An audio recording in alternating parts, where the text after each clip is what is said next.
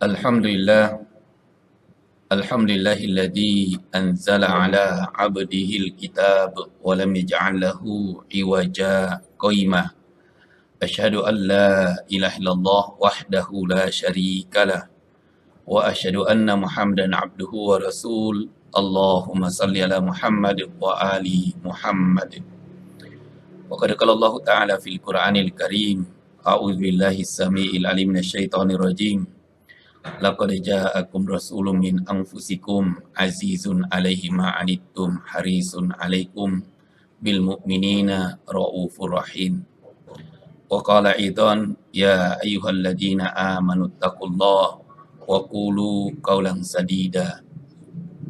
Wa ya ayyuhan nas ittaqullaha haqqa tuqatih wa la tamutunna illa wa antum muslimun.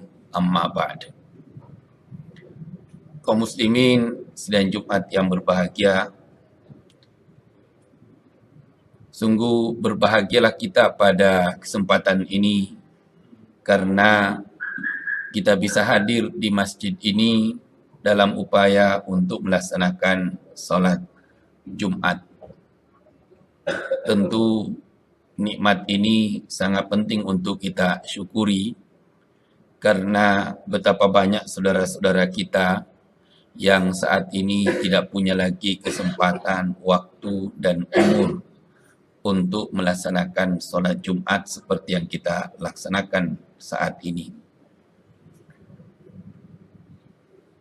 Untuk itu, kita juga senantiasa berselawat kepada Nabi kita Muhammad sallallahu alaihi wasallam. Allahumma salli ala Muhammad wa ali Muhammad.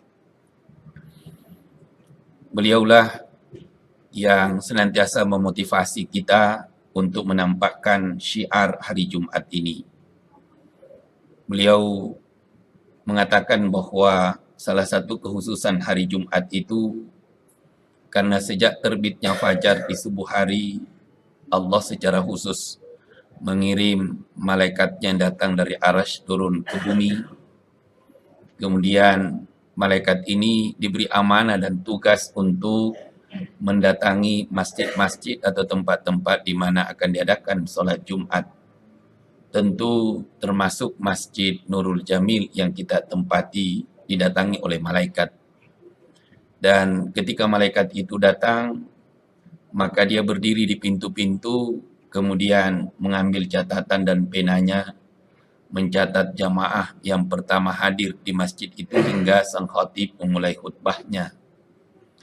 Ketika sang khatib memulai khutbahnya, konon catatan malaikat itu mereka letakkan karena malaikat juga turut mendengarkan khutbah yang disampaikan oleh khatib. Itulah sebabnya sehingga salah satu tempat yang dianjurkan untuk tidak melakukan aktivitas kebisingan yang mengganggu orang, yaitu tempat di mana khutbah disampaikan. Dan mudah-mudahan pada bulan Rabiul Awal ini kita termasuk hamba-hamba Allah yang dicatat oleh malaikat yang datang dari Arsy. Kaum muslimin sedang Jumat yang berbahagia. Kita ketahui bersama bahwa 1400 tahun lebih lalu telah lahir seorang nabi yang kita cintai, yang kita imani sampai detik ini dan seterusnya. Tepatnya 12 Rabiul Awal. Nabi kita lahir dan ada yang menarik dalam kelahiran beliau itu karena beliau lahir 12 Rabiul Awal, hijrah dari Mekah ke Madinah juga 12 Rabiul Awal, dan disebutkan juga dalam sejarah wafatnya Rasul juga 12 Rabiul Awal. Maka kehadiran Rasul di permukaan bumi ini hal yang harus kita sambut dan harus kita bahagia walaupun kita hanya mengenang kelahiran beliau. Diungkapkan bahwa pamannya sendiri, Abu Lahab, yang memusuhi Nabi kita Muhammad SAW, menghalang-halangi dakwahnya Rasul, sampai Abu Lahab juga turun wahyu yang berkaitan dengan Abu Lahab, tabbat yada Abi Lahab. Itu ditegaskan oleh Allah apa yang akan dialami oleh Abu Lahab. Tetapi konon setiap hari Senin Abu Lahab itu mendapatkan keringanan azab. Kenapa? Karena ketika keponakannya ini lahir, Abu Lahab juga termasuk orang yang bahagia, senang, dan turut menyambut kelahiran Nabi kita Muhammad sallallahu alaihi wasallam. Abu Lahab saja bisa seperti itu, apalagi kita ini sebagai umatnya yang mencintainya. Untuk itu, mudah-mudahan rasa cinta kita kepada Rasul itu mengantar kita untuk mendapatkan syafaatnya yaumul qiyamah, di hari kemudian nanti. Kalau kita berbicara tentang Rasulullah SAW, maka referensi yang paling tepat untuk kita gunakan adalah Al-Quran itu sendiri. Hadis beliau dan sejarah atau syair-syair yang telah diungkapkan oleh orang-orang Arab. Kalau kita lihat hari kelahiran Nabi itu diungkapkan oleh Allah di dalam surat Al-Fil. Alam tara kaifa fa'ala rabbuka bi ashabil fil. Alam yaj'al kaidahum fi tadlil wa arsal alaihim tayran ababil tarmihim bihijaratin min sijil faja'alahum ka'asfin ma'kul. Dari sini kita ketahui bahwa kelahiran Nabi itu bertepatan dengan tahun gajah, di mana ada seorang raja yang bernama Abraham dari Yaman datang ke Mekah untuk menghancurkan atau ingin memindahkan Ka'bah itu ke Yaman. Kenapa? Karena mereka tahu, sadar betul bahwa kenapa orang itu cenderung ke Mekah dan kenapa orang-orang Mekah itu dihormati di luar Mekah. Karena orang-orang di luar Mekah tahu bahwa di Mekah itu ada Ka'bah dan orang-orang Mekah itu adalah tetangga Ka'bah. Itulah salah satu di antara faktor yang menyebabkan orang-orang Arab dulu dihormati. Maka raja ini berpikir kalau Ka'bah itu dipindahkan ke Yaman, maka orang-orang akan datang ke Yaman minimal berwisata tanpa promosi, dan itu luar biasa.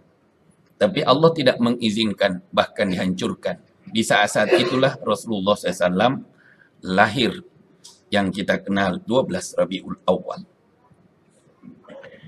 Dan kalau kita lihat sejarah Nabi kita Muhammad SAW, sebelum atau pra-kenabian itu tidak terlalu banyak diungkap oleh ahli sejarah. Kenapa? Karena boleh jadi di saat itu Nabi belum memiliki hal yang bisa dipopulerkan. Karena pra-kenabian itu orang bisa terkenal pertama karena dermawan, senang membantu orang lain, banyak menolong orang lain, atau menghidupi anak yatim. Itu salah satu faktor yang bisa membuat orang itu terkenal, bahkan sampai detik ini. Yang kedua, pada saat itu orang bisa terkenal kalau dia memiliki skill untuk menjadi pahlawan, bisa memanah dan naik kuda. Karena memanah itu suatu skill yang dibanggakan saat itu, dan bisa naik kuda karena kendaraan waktu itu adalah kuda. Mungkin sekarang ini balap mobil atau balap motor. Itu yang bisa membuat orang terkenal, dan sampai detik ini juga masih, kalau orang ingin populer dia bisa melewati jalur itu. Kemudian yang ketiga, orang bisa terkenal pada zaman itu karena dia memiliki skill bisa membuat syair atau menyanyi. Maka banyak orang-orang Arab waktu itu terkenal karena syairnya, kemampuan mereka membuat syair dan bisa bernyanyi di depan khalayak. Dan saat ini juga orang banyak terkenal melalui jalur ini. Sementara Rasulullah SAW tidak memiliki itu. Nabi tidak pernah kursus. Bahkan disebutkan di dalam surat Wad-Duha, alam yajidka yatiman fa'awa. Bahkan Nabi lahir dalam keadaan yatim.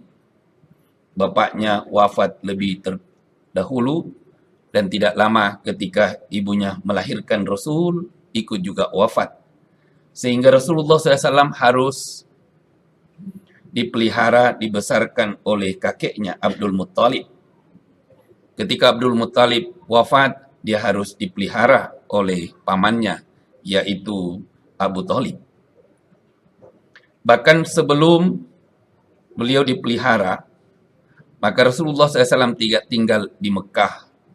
Kenapa? Karena dia disusui di luar kota Mekah. Dan kalau kita lihat kehidupan Nabi kita Muhammad SAW waktu kecil, tidak ada orang yang bisa menduga bahwa beliau akan seperti saat sekarang ini. Karena beliau tinggal di kampung yang terpencil, tidak ada internet, tidak ada Facebook, tidak ada WhatsApp, tidak ada majalah, koran, radio, televisi. Itu betul-betul hanya hidup di antara bebatuan yang ada di tanah Jazirah Arab.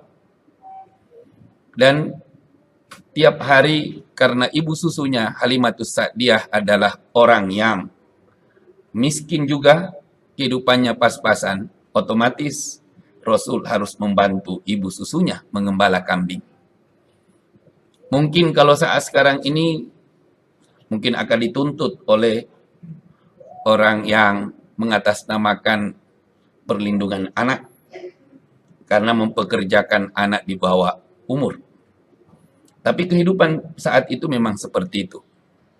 Dan Rasulullah SAW hanya turun naik ke gunung, melihat kambing, dan naik turun di batu.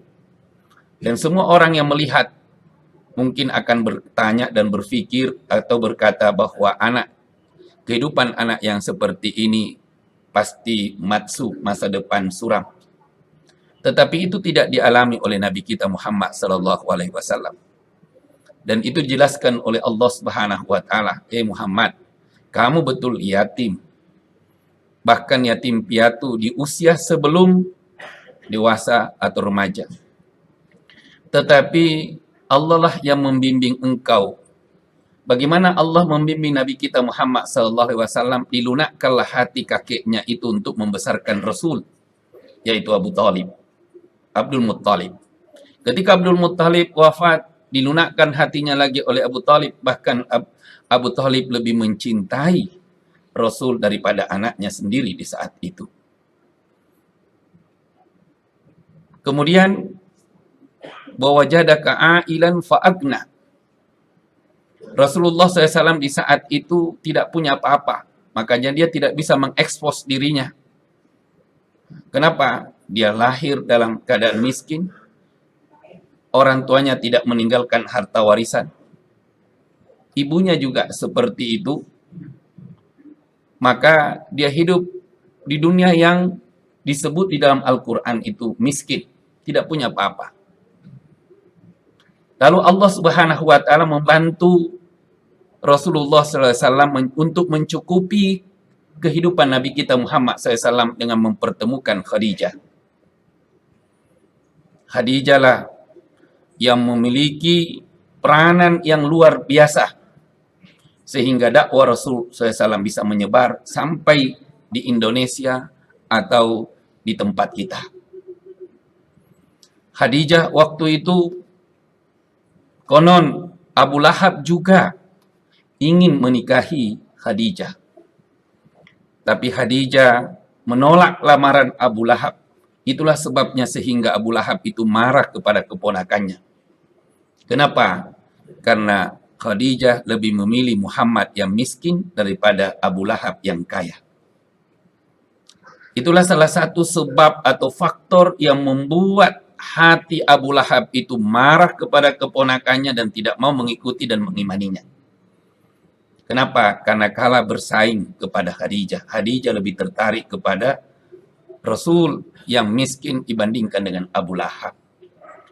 Maka Khadijah siap untuk menjadikan Rasul Muhammad yang miskin waktu itu menjadi suaminya, pendampingnya. Disitulah cara Allah mencukupi kehidupan Nabi kita Muhammad SAW. Dari situlah ekonomi Nabi kita Muhammad SAW mulai berkembang. Dan dakwah Nabi kita mulai lancar. Bahkan Khadijah pun pernah ditemukan oleh Rasulullah SAW di dapur di pagi hari. Apa? Di saat Khadijah waktu itu Rasulullah SAW pulang dari Ka'bah, kemudian masuk rumahnya, lalu dia menemukan istrinya di depan dapur untuk menyalakan api di dapurnya. Kemudian ternyata Khadijah mencucurkan air mata, menangis di saat itu. Apa yang terjadi ketika Rasulullah SAW melihat istrinya menangis di depan dapur? Dia dekati istrinya, "Ya Khadijah, apakah kamu menyesal karena saya suamimu? Tidak seperti suami-suami yang lain. Kalau dia ke undangan bisa didampingi oleh suaminya. Kalau engkau datang sendiri. Kenapa? Karena saya sibuk untuk berdakwah. Ya Khadijah, apakah kamu menyesal menangis pagi ini karena saya suamimu yang hanya menghabiskan hartamu untuk berdakwah ke sana kemari? Tidak seperti suami-suami yang lain bisa menabung dan bisa mengumpulkan harta untuk masa pensiunnya atau untuk masa tuanya atau sebelum mati. Ya Khadijah, apakah kamu menyesal karena Muhammad itu suamimu? Ketika suamimu dicaci maki, kamu juga turut dicaci maki. Ketika suamimu dijelek-jelekkan, nama kamu juga ikut dijelekkan. Padahal selama ini orang-orang Mekah tidak berani menjelekkan engkau. Tapi setelah Muhammad suamimu, kamu juga ikut difitnah, dibunuh karakternya. Khadijah, apakah kamu menyesal dan menangis di pagi hari ini karena Muhammad suamimu? Ketika suamimu diboikot, kamu juga ikut sengsara. Bukan hanya suamimu yang hidup sengsara, tapi kamu juga ikut sengsara. Dan anak-anakmu juga ikut sengsara. Tapi apa kata Nabi kita, apa kata Khadijah di saat itu? Ya, wahai suamiku, ya Muhammad Rasulullah. Saya menangis hari ini di depan dapur, bukan karena apa yang engkau ungkapkan itu. Saya menangis saat ini karena saya ingin menyalakan api untuk masak air untuk makananmu pagi ini. Tapi ternyata Khadijah, dapurnya saja sudah tidak bisa menyala karena Khadijah sudah tidak punya apa-apa lagi. Hartanya habis. Dan semua saya serahkan kepadamu Muhammad untuk kamu gunakan untuk berdakwah ke sana kemari, membimbing umatmu ke jalan yang lebih baik. Saya menangis karena saya tahu, wahai suamiku, tugasmu itu masih panjang. Ujian dan cobaan yang akan kamu hadapi masih menunggu luar biasa tantangannya ke depan. Tapi ternyata hari ini Khadijah sudah tidak bisa membantu engkau Muhammad. Karena Khadijah, jangankan membantu engkau, dapur kita saja sudah tidak ada. Tidak bisa menyala pagi ini. Itulah yang membuat Khadijah menangis di pagi hari itu. Kalau kita, alhamdulillah, masih banyak makanan di kulkas, bahkan sampai kadang-kadang busuk, baru kita ingat. Kalau Rasul tidak pernah makanan itu nginap di tempat makanannya atau di dapurnya. Lalu apa kata Rasulullah SAW kepada Khadijah? Ya Khadijah, kalau itu yang membuat kamu sedih, yang buat kamu menangis pagi ini, coba lihat suamimu. Suamimu sudah tidak punya apa-apa. Tidak bisa membalas, tidak bisa mengembalikan harta yang sudah saya habiskan untuk dakwah. Tapi lihatlah telapak tangan suamimu. Ketika Khadijah melihat telapak tangan Rasulullah SAW, Disitulah Allah bukakan mata batinnya Khadijah. Kelihatan istana yang Allah sudah siapkan Khadijah di akhirat kelak. Karena pengorbanan Khadijah untuk dakwah Nabi kita Muhammad SAW. Karena ketulusan Khadijah mendampingi Rasul dan kesabaran Khadijah mendampingi Rasul, itu seperti video kaset di tangannya.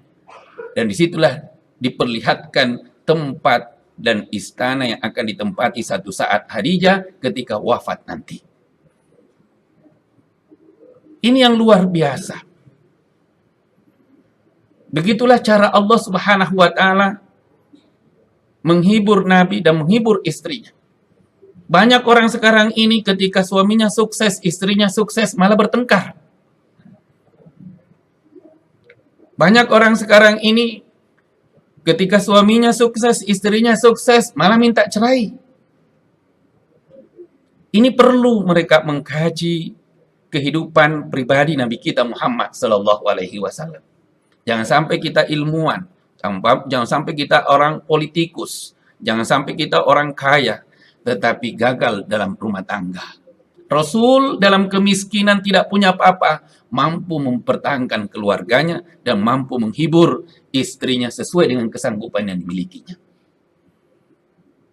Kaum muslimin dan Jumat yang berbahagia. Disitulah pentingnya kita mengenal Rasul, ma'rifatul Rasul. Mengenal Rasulullah SAW bukan hanya sekedar cerita dan dongeng. Maka Allah Subhanahu wa Ta'ala mengatakan, laqad kana lakum fi Rasulillahi uswatun hasanah. Qul in kuntum tuhibbunallaha fattabi'uni yuhibbukumullah. Allah itu telah menjadikan Nabi kita Muhammad SAW uswatun hasanah. Manusia yang paling ideal untuk kita ikuti dalam hal segala aspek. Dan Allah Subhanahu wa Ta'ala mengingatkan juga kepada kita, qul in kuntum tuhibbunallah, kalau kita mencintai Allah dan Rasulnya, maka ittabi'uni, ikutilah Nabi kita Muhammad sallallahu alaihi wasallam. Kira-kira di bulan Rabiul Awal ini, sudahkah kita mengikuti Rasul, mencontoh Rasul? Dan apa yang harus kita lakukan untuk menjadikan Rasul sebagai teladan dalam hidup kita? Apa yang harus kita lakukan untuk menjadikan Rasul sebagai panutan bagi kita? Jangan sampai hanya kita mengenal nama Nabi beliau, Rasulullah SAW, tetapi kita tidak bisa mengikutinya. Disitulah pentingnya kita mempelajari Rasulullah SAW. Mengenal Rasulullah SAW, membaca buku ayat Al-Quran yang berkaitan dengan pribadi Nabi kita Muhammad SAW.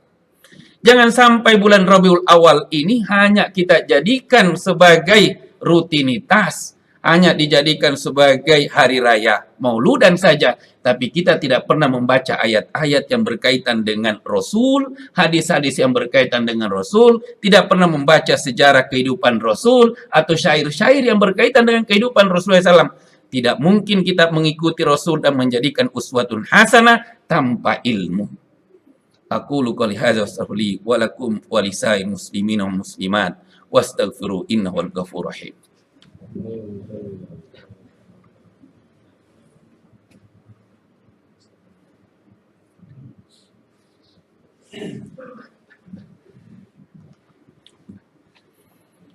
Alhamdulillah rabbil alamin, wassalatu wassalamu ala asyrafil anbiya'i wal mursalin wa ala alihi wa ashabihi ajma'in. Asyhadu an la ilaha illallah wahdahu la syarikalah wa asyhadu anna Muhammadan abduhu wa rasul. Allahumma salli ala Muhammad wa ali Muhammad.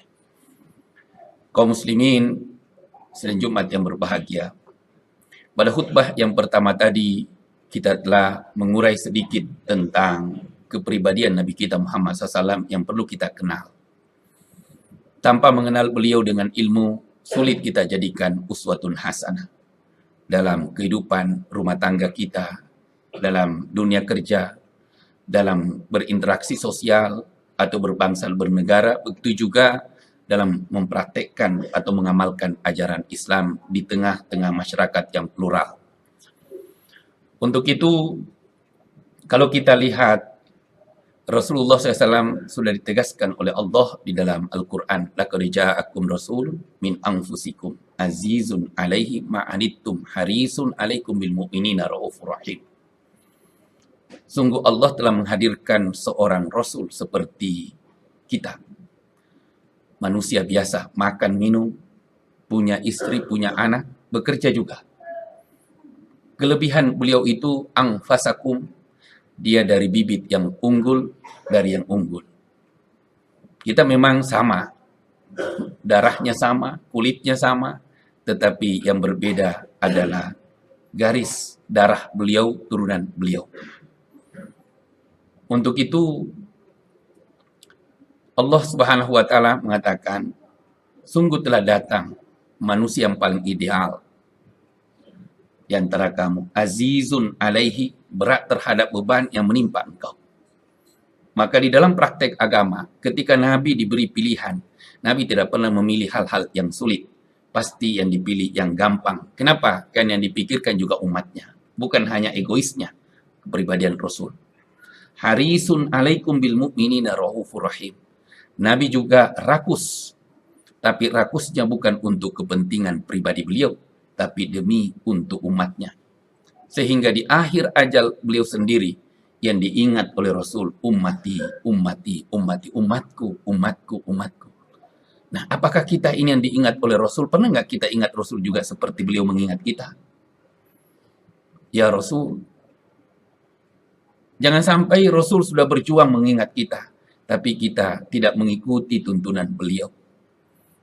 Kita tidak mengikuti atau mempelajari kepribadian beliau. Kemudian raufur rahim, memancarkan kasih sayang. Nabi SAW tidak pernah menjalimi siapa-siapa, tidak pernah bergibah. Tapi toh beliau juga masih difitnah, dibunuh karakternya, macam-macam. Sampai detik ini, orang-orang yang tidak senangnya, walaupun tidak ketemu, tetap aja Muhammad itu adalah seperti ini, seperti itu, banyak fitnahnya. Itu adalah pelajaran buat kita, bahwa bersikap baik saja pasti ada ujiannya, apalagi kalau kita tidak bersikap baik. Untuk itu, mari kita berdoa, bermunajat, merintih. Mudah-mudahan Allah membukakan hati kita untuk meningkatkan rasa cinta kita kepada Rasul dan mengikuti ajarannya, mendakwahkan ajarannya. Mari kita berdoa, mudah-mudahan saudara-saudara kita yang kurang sehat diangkat penyakitnya oleh Allah dan diberikan kesehatan yang terbaik. Kita berdoa mudah-mudahan anak dan keluarga kita menjadi keluarga yang sakinah, mawaddah warahmah, dan pemimpin orang-orang yang bertakwa. Kita berdoa juga mudah-mudahan bangsa kita lebih baik ke depan dan agama kita tampakkan sebagai agama rahmatan lil alamin. Innallaha malaikatu salluna 'alan nabi ya ayyuhalladzina amanu sallu 'alaihi wa sallimu taslima. Allahumma salli ala Muhammad wa ali Muhammad. Waj'alna min umurina faraja wa makhraja warzuqna min haitsu nahtasib wa min haitsu la nahtasib. Ya hayyu ya qayyum bi rahmatika nastaghits wa min adzabika nastajir. La ilaha illa anta subhanaka inni kuntu minadh dhalimin. Allahumma inna nas'aluka ilman nafi'an wa rizqan wasi'an wa shifaa' min kulli dain wa saqam ya arhamar rahimin. Allahumma ja'alna minal ladzina amanu wa 'amilus shalihat. Allahumma ja'alna minal ladzina amanu wa 'amilus shalihat. Rabbana ighfir lana wa li ikhwanina alladhina sabaquna bil iman wa la taj'al fi qulubina ghillan lil ladzina amanu rabbana innaka ra'ufur rahim. Rabbana hab lana min azwajina wa dhurriyyatina qurrata a'yun waj'alna lil muttaqina imama. Rabbi ighfir warham wa anta khairur rahimin. Rabbana atina fid dunya hasanah wa fil akhirati hasanah wa qina adzabannar. Subhana rabbika bil izzati amma yasifun wa salamun alal mursalin walhamdulillahi rabbil alamin. Aqimis salat. Assalamualaikum warahmatullahi wabarakatuh.